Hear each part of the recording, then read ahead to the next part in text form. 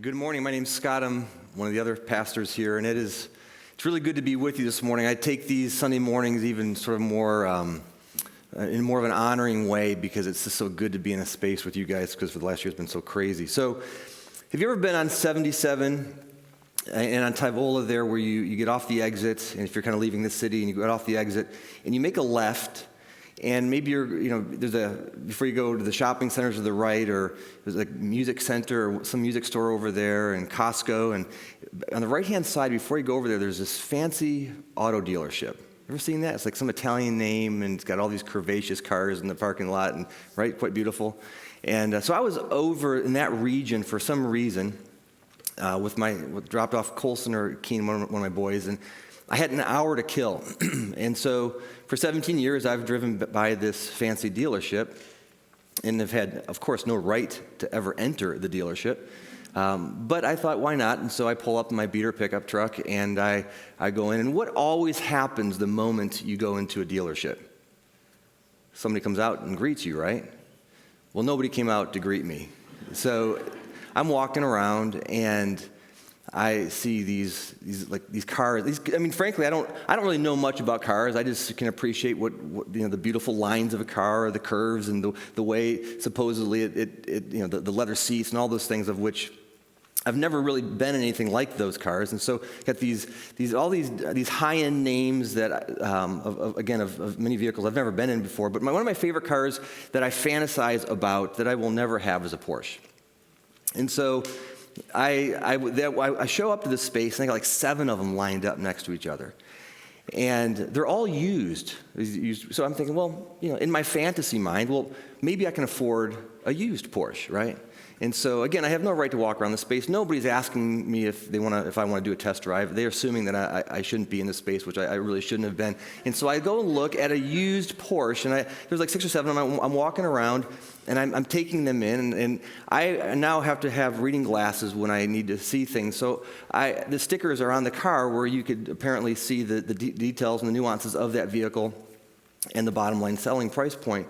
And I lean over, and I look again, and I'm thinking, man, I don't have my glasses on, but $207,000 for that car. I think, clearly I'm never going to own a Porsche. And so I walked around and left and didn't think twice about it, but it just, it was a cool experience. A couple weeks before that, my son Colson and I were at up in Concord, and maybe you've been there before. There's this vintage, used consignment car warehouse up there. And all these cars from like the 40s and the 50s and the 60s and 70s, and just the people who poured their soul into these cars, and then I guess they're selling them in this space. And so we've been there before. We just walk it because we just take it in. My son is obsessed with cars and horsepower and engines and all these things of which I know nothing about. And so usually when we go, it's very informative. And we walk in, and there at the front door is a 1971-ish Mach 1 Ford Mustang. This thing was beautiful. I mean, it looked like it was in mint condition. Somebody poured tons and tons of time into this thing, and it just, where maybe the Porsches sort of reeked of efficiency and speed and elegance, this had muscle and strength, and you could imagine if that engine were to be turned, that muffler would roar. And it was absolutely breathtaking. And so, of course, we walk these lines of cars just to take it in. Same thing. There's nobody's coming up to me and saying, "Do you want to buy this?" Because I guess we don't look like people that would be able to afford those cars. And so I went up to this car, thinking, 50-some years old, maybe I get to fantasize more realistically about this one.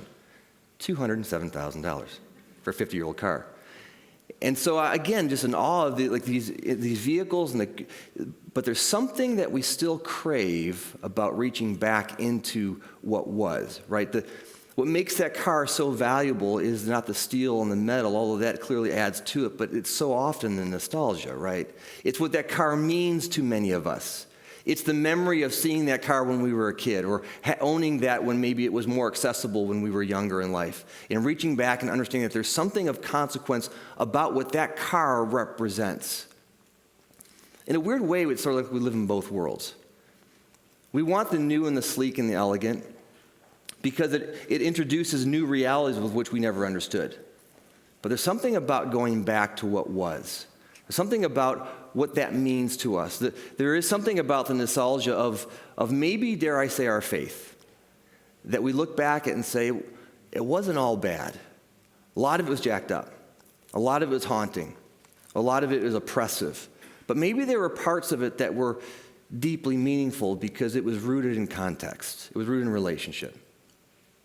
It seemed like a more innocent day, a more naive way of seeing reality, and it probably was. But nonetheless, there was something about it that was of consequence. There's a couple that walked in a few weeks ago, and they were brand new to this community. They had showed up with one of you all, a friend of theirs who brought them for the first time. And these people, I could tell they were about my age. They were in their early 50s, and they've been around the block a little bit. And there was this conversation that they were having with me, and we got at it really quickly, where they were speaking of almost this longing for something else. This sense that they gave something up, they let something go, they let the old go, and in doing so, they're trying to find something new, but they're having a difficult time in doing so. That the nostalgia of the past actually was meaningful, but they also knew it was haunting and it wasn't helpful and it was oppressive. And so all they knew was either, it's kind of this binary conversation, either I hold on to the old or I let it go. I think that's been true for so many of us in our journey here. Right? Like we've deconstructed from all the things that we used to hold on to, and in doing so, we've just put it all in sort of in a trash heap and assumed that it's all to be written off as not being ideal, as being unhealthy. And so then we've been pursuing sort of the new, sleek variable, and that kind of makes us feel a little bit wanting because it's not really connected or rooted in something else besides just now and modernity. And so my conversation with this person, they're coming through the door, is I get your concern, like this loss of hope that you had, that you used to hold on to something, and now you've let all of that go, and it feels like it's kind of hopeless right now. It feels sort of weak and anemic, at least the pursuit of the new, modern, and shiny. And I said, well, it does, doesn't it? And I said, I'm here to say, I think there is hope that there's something of consequence that we can reach back into the past, pull it forward, and simultaneously add to it and make it new. I'm pretty convinced that Ford Mustang, that Mach 1, had some new modern variations added to it. The AM radio that was in it, it's no longer an AM radio. I can plug my iPhone into it and have a killer sound system inside. Very modern, right? There's probably some electrical stuff and some new wiring in there and a new exhaust system that's a little bit more modern, that has a little bit better sound to it. There might even be a little computer chip here and there and in that. And what have we done? We've combined both worlds. And here at Watershed, I wonder if it isn't much about maybe us combining multiple ways of seeing reality. So in this series, Loose Blocks, we talk about David talked about a few weeks ago about what it means to embrace baptism, or Sean prayer, or Pete Enns last week. I mean, there's so much that he talked about this, especially if you're on a Saturday night, that was so rich. And so today, maybe we get to imbibe something that is a little bit different. If I can invite you into a narrative in terms of how we see God. Now, I'm not the first one that's spoken into this. I know if you've been a part of David Roberts' blocks, you've had some conversation here. If you're a fan of Peter Rollins, you've heard some of this from him, maybe Rob Bell a little bit as well. But what I wanted to do is I kind of wanted to bastardize it ever so slightly, if I could this morning, bring it to Watershed, and give you maybe a tool, maybe a narrative, a storyline that might align with where you find yourself. And maybe instead of you walking in here saying, well, there's only one of two ways of seeing my faith journey. Either I embrace all of what was, or I embrace something shiny and new, but actually maybe it's broader than that. Maybe it's not that binary. Maybe it's not that dualistic. So I'm going to take you on what has been my story a little bit. And this is not true for all of you, because I think you will find yourself entering differently here over the next few moments into this narrative that I'm bringing you into, maybe a little bit differently than I did. But for me, this has been my story, and so it might fit for you. And this might be the kind of thing, at the end of the talk, you might be able to say, you know, it's worth taking a picture of that slide, because that slide might be helpful in terms of how you see and how you are able to speak of God in terms of what that looks like. So this morning, what I'd like to do is give you some tools, give you some resources, some assets that help you understand how we speak of God when we speak of God at different times and different circumstances in our life. So it's not just this, well, I don't believe that tone of God anymore, so therefore God no longer exists. No, maybe you don't hold on to that take of God anymore, but maybe there's 3 or 4 or 5 other ways in which we can take on God. And that those ways are so meaningful that we find ourselves moving in and out of them with ease and variance. And that's the beauty of being able to pull something from the old and being able to engage something from the new and mix and meld those worlds simultaneously. So if I can speak of God in 4 different ways this morning, will you let me go down that journey? And I'm going to take you down that journey, which has been, in terms of how I speak of God in these 4 ways, this has been my narrative. And you've probably heard some of this at different times. So for me, the first one, my first sort of chunk of how I saw God was God as super being. And God as a super being for me typically was given the pronoun he. It was much of my upbringing as a child that God as super being is basically a bigger version. God is a bigger version of myself, maybe a more sophisticated version of myself. We talk about God in terms of a bigger and stronger version of who we are, more intense. This is a very binary way of how we see God, right? Because after all, we are imperfect. God is perfect.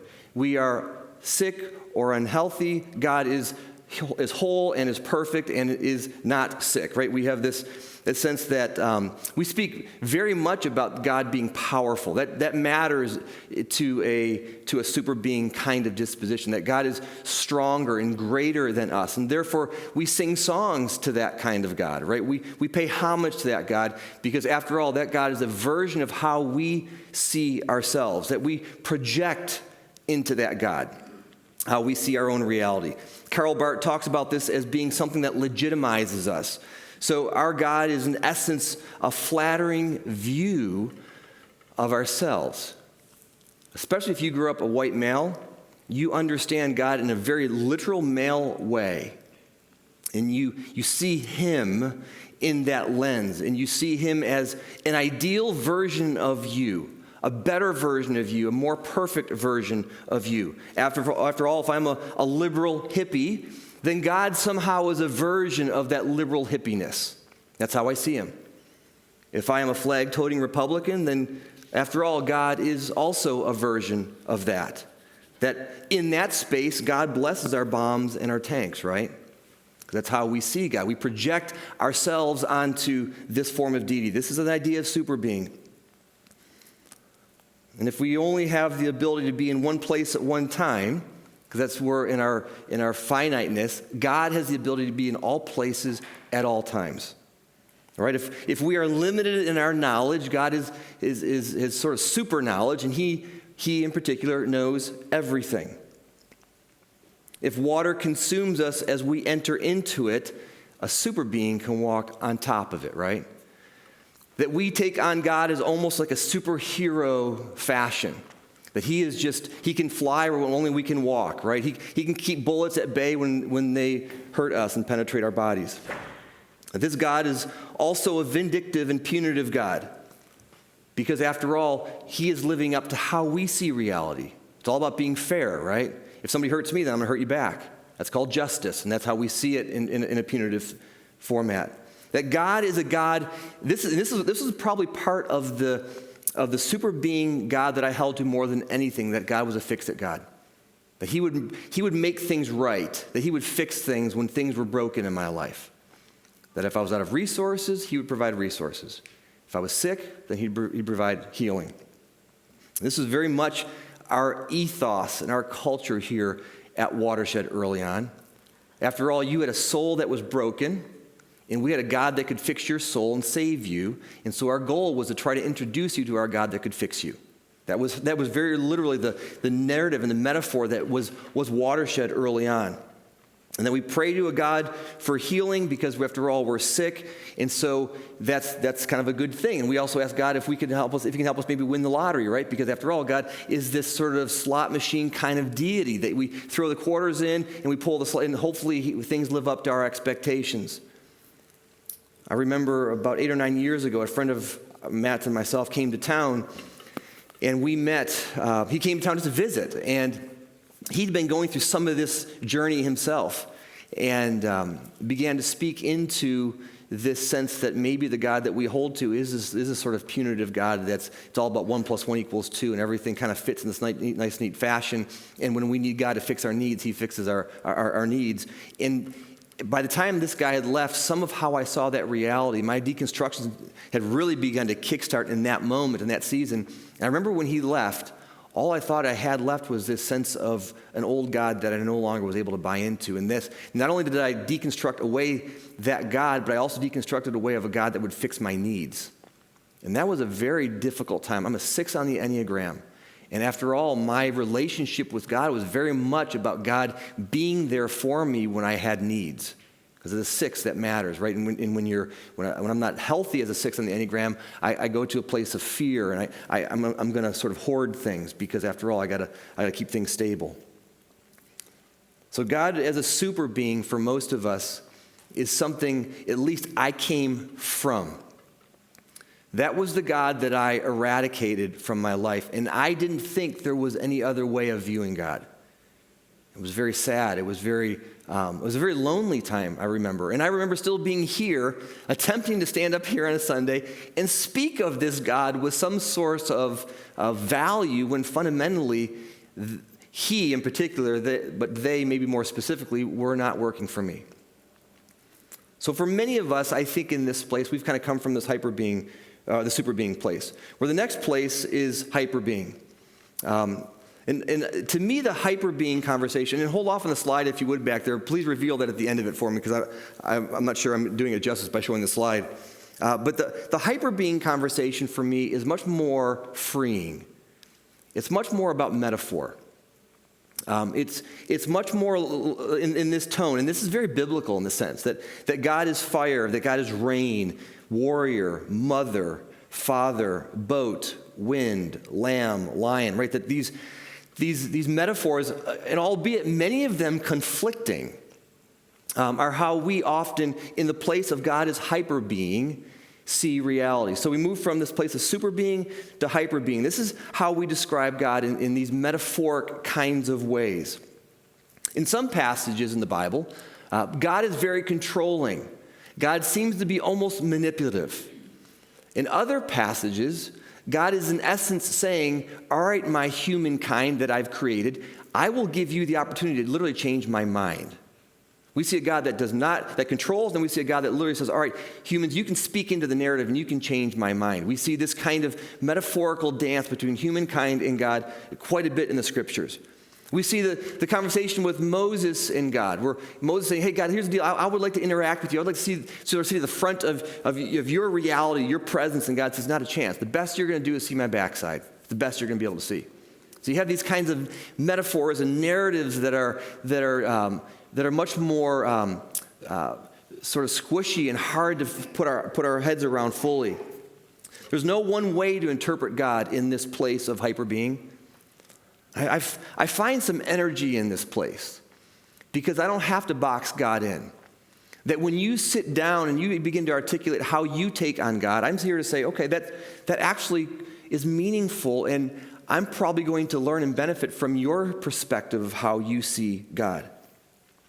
Instead of getting it sometimes, this is what Pete Rollins says, instead of getting it, somehow it gets at you. Like it doesn't always make sense, but you sense that something beautiful is happening. The mystics understand this in profound ways. They say that God cannot be conceptualized, that God is bigger, better, and different than anything we can say about who or what God is.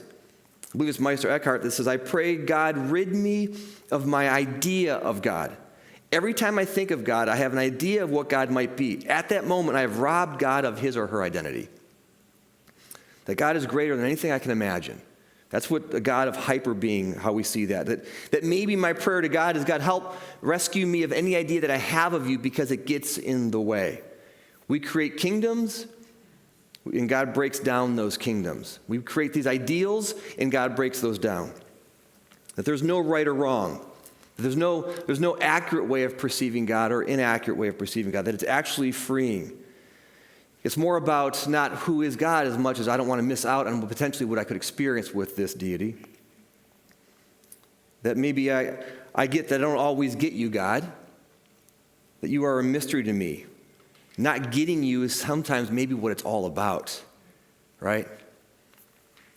So 25 years ago, a friend of mine, and I remember very distinctly, he was into painting. I was not into painting, and I am a horrific painter, and I tried, and it was reflective of that. But he showed me this abstract expressionist, Mark Rothko. Are you guys familiar with Rothko's work? So he's this mid-century, really cool artist, and he did this piece, and it's called the Red Royal in Blue, and I think we got a slide of it, where, there you go. So you look at this, and you think, well, my kindergarten kid could do this, right? And I thought the same. So I remember a couple decades ago, I bought some canvases and some paints and some brushes and thought, I can clearly do a Rothko painting. This is no big deal. And I couldn't, obviously. I mean, it's a bunch of squares and rectangles, but there's actually a lot of elegance to it and a lot of beauty to it. This painting right here went for $71 million in 2012, right? It's crazy, right? It's nuts. So art, like we've always said, is in the eye of the beholder, right? To somebody, that's worth over $70 million. And then some of us in the room think, well, I can do that. My kid did that in school. And that thing has value to some people, and to others, it's like, well, no big deal. And what is it we know about art? That when you take it in that moment, it changes how you look at it maybe months later or weeks later, depending on what's going on in your life, right? That's the beauty of art. The beauty of music or poetry. Like when you hear it in different contexts, in different experiences in life, it takes on different form. I wonder if this isn't true how maybe we need to interpret God. That we come to God, and some of us see God more valuable in those circumstances based on our current realities, our current experiences. That God is hyper-being is something very different based on who we are, how we understand and interpret reality, and maybe where we've been born, where we've grown up, the cultures that we've been in. And so that God is almost like this art form. That you can't get it wrong. That if we were to sit around and discuss Rothko's piece from the 50s that went for $70-some million today, that it has different unique meaning to different people, and to maybe most of us in the room it's completely meaningless, but to somebody that's deeply valuable. And that God is hyper-being, has that kind of ebb and flow to it in terms of how we connect with the divine. So we've got God as super being, God is hyper-being. And this third one, we've got God as ground of being. Now, I think this is, like anything, the moment you move off of these like the super being and hyper being, they're more tactical, they're more tangible, they're easier to explain and articulate. The more you move through this, the more sort of esoteric and harder to articulate they become. So I'm going to do my best. So ground of being, and Paul Tillich is a theologian that really does some work on this.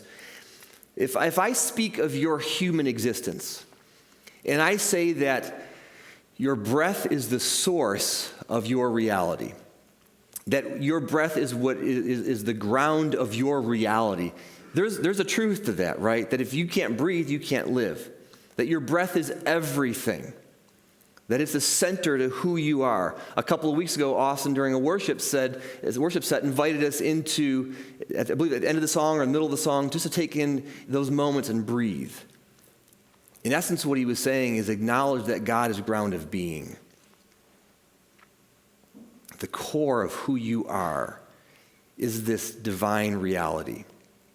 We talk about this in terms of spirit sometimes. We talk about this in terms of Christ.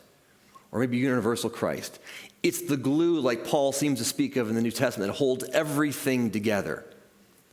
It's what John talks about in John 1. In the beginning was the Word, and the Word was with God. It's this idea of word is spirit, or breath, or ruah, that has this sense that all things are grounded in something. For those of you who are yogis, right, in the yoga space, your breath is everything, right? No matter how stressful that pose is, the goal is to try to remain consistency with your breath. No matter how painful it is, right? It's keeping your breath at a certain rhythm. And there's something core to who you are as that yogi in that position, and you're connecting to your breath. You're connecting to your ground of being. You're connecting to your divinity. You're connecting to spirit. You're connecting to the Christ, the universal Christ. And again, even as I'm explaining, I'm like, I have no idea what I'm talking about right now. It just seems so out there, yet it's this much more fluid way in which we come to the divine.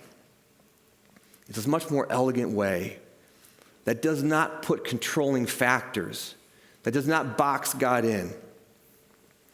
And this is hard, because I find myself moving from certainty to ambiguity.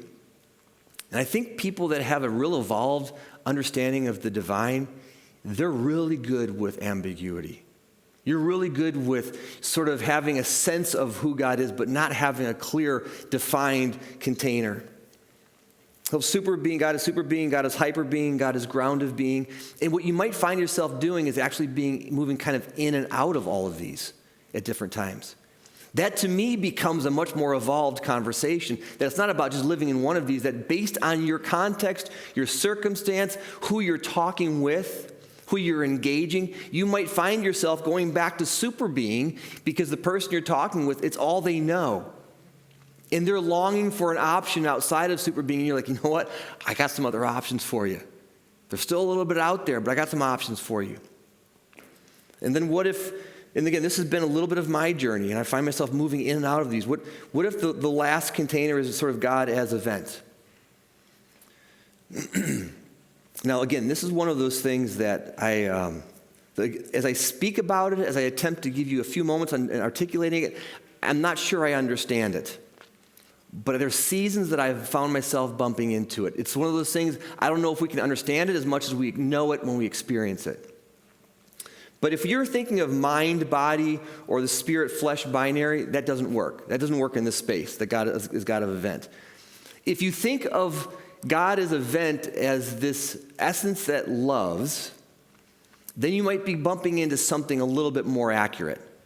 That there is this movement, there's this force of love in the universe that cannot be reduced to a two-tier materiality. That's not about soul and body. It's not about out there and down here. It's not about a heaven or a hell. That the world, maybe another way of saying it, that the world is in reaction to itself. So we pay back affliction with affliction.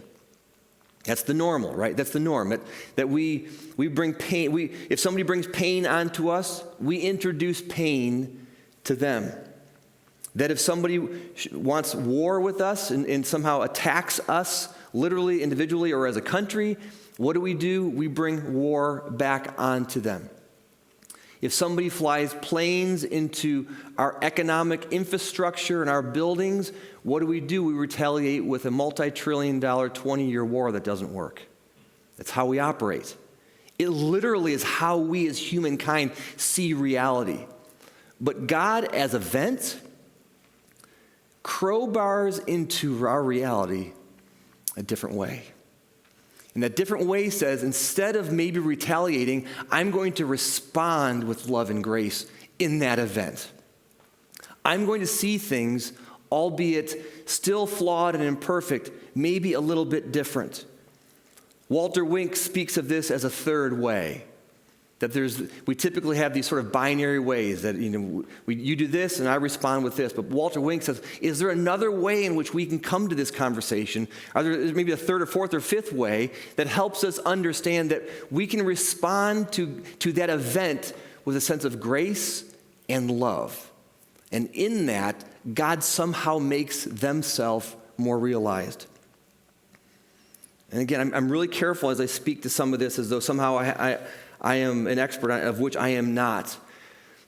But about a year and a half or so ago, Black Lives Matter happens. And while for some, the response was, I'm going to be reactive to that and oppress that, maybe for the first time in at least modern history, some folks stepped back and said, wait a minute, can we reimagine what's happening here right now? And can we hear what's going on and realize that the conversation is not to be centered around me in these moments, it's about to be centered around my siblings of color. And the moment we did that, we introduced this sense of grace and love and said, there's a different narrative here that needs to be heard.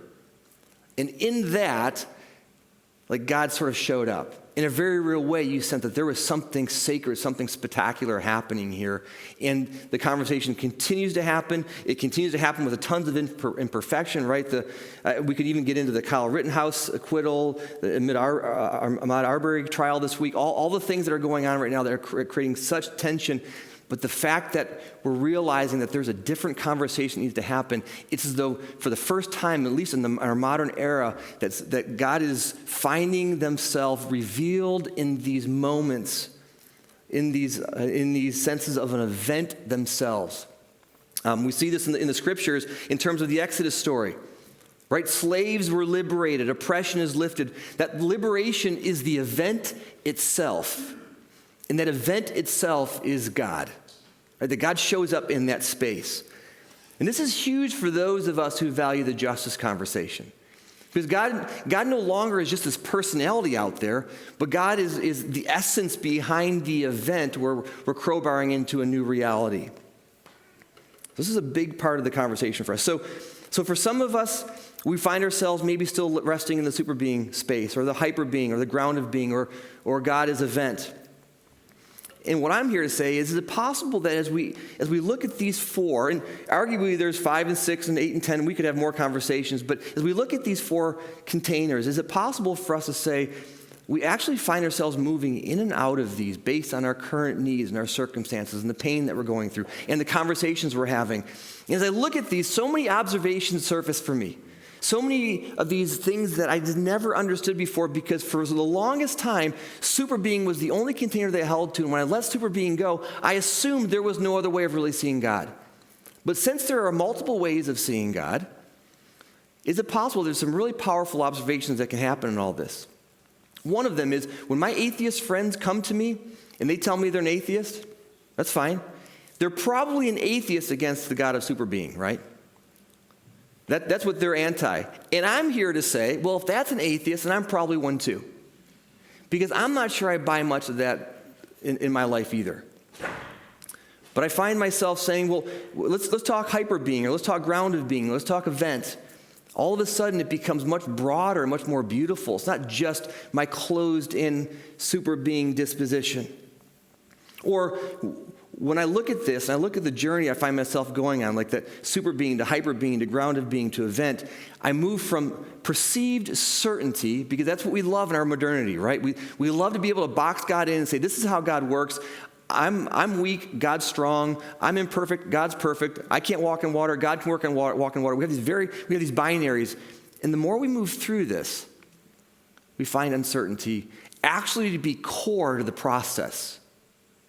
That we don't have simple resolves anymore. Doesn't mean we don't have truth. Doesn't mean we don't have truths that we land on for those moments because it's all we know. I think that's where we're finding ourselves these days at Watershed. We are holding truths because it's all we know in these moments. But what we do know is that truth probably will edit over time. And that's the idea of sort of moving through this uncertain space.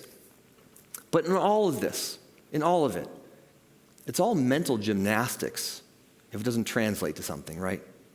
It's all fun cognitive dissonance if it doesn't really sort of move towards how is it that it impacts my life. What you believe, it doesn't really matter until it sort of plays out in the how space, right? That what I believe about generosity. So here's the thing. I am really convinced that eating meat is bad for me. I'm really convinced of it. As a matter of fact, I've watched all the Forks and Spoons and Knives and whatever shows, right? I watch all the documentaries. I know every time I eat a mouthful of meat, I'm taking minutes and seconds off my life. I know that. I know that sugar is highly addictive and it's killing me. And yesterday, I had both, right? So what I believe and how I believe it are two different realities sometimes. So it doesn't matter sometimes the what you believe, it's the how we believe that ultimately matters, right? So when we have a take on God that is a God of grace in terms of event, Or a God that, as hyper being, is not easily micromanaged and put into a container, but is more like art, that you take on God based on your context and where you find yourself, just like the people around you will take on God in a different way. And you sit with that nuance in all its beauty and all its understanding or lack thereof. That ground of being is a God of mystery.